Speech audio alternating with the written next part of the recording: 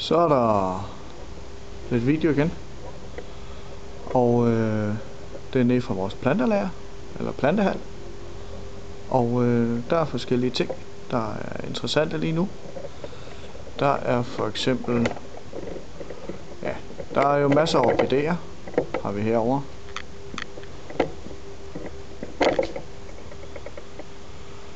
I mange farver, flere størrelser. Der er også lidt nye spændende dendrobium.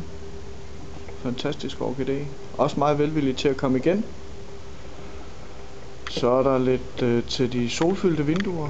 Sydvendte vinduer, det er der mange, der altid kommer og spørger om vi har noget til solfyldte vinduer. Der har vi de her Sunshine der. En fantastisk blomst til vindueskarm, hvor der er meget sol. Og det samme med den her Snowflake her. Også en rigtig god blomst til en vindueskarm med meget sol. Står med de her søde jasminlignende blomster rigtig længe faktisk. Har kunder, der kommer og fortæller om blomstringer i op til 6 måneder. Jeg vil nu sige, at 3 til 4 måneder er nok ikke sådan lige mere end hvad man skal forvente i blomst. Men så står den så grøn resten af tiden, hvor at man så kan nytte den som grøn plante, og så går den jo så blomst igen jo. Så er der lidt forskellige grønne planter, store grønne planter. Her har vi nogle Ficus Tunica, eller en gummiplante, som der også er nogen, der kalder den. Der er noget lykkebambus.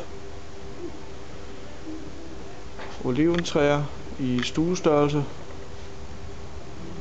Lidt forskelligt vin har vi hængende her. Meget venlige til at vokse sådan på lidt mørkere steder i stuen. Der er liljer, som jo er ved at være tiden også. Og så har vi selvfølgelig kronprinsessens klokkeblomst. Campanula fra vores nabo, PKM. Så er der jo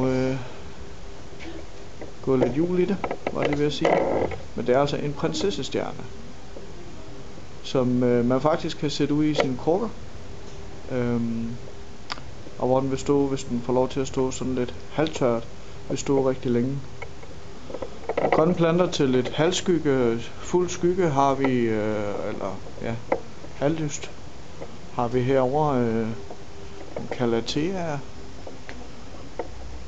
En rigtig dejlig grøn plante, som har noget fantastisk løv i forskellige farver her og forskellige størrelser.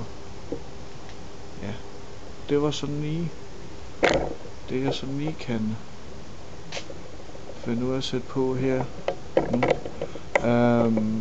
Jeg skal selvfølgelig undskylde, at det blev lidt bevæget, og jeg går og pærer lidt til den, men vi starter jo med det her, og så ser vi, hvor det ender henad. Så men det var det, der var lige nu i de her par minutter, jeg lige har til rådighed her, så vi laver en ny senere. Hej.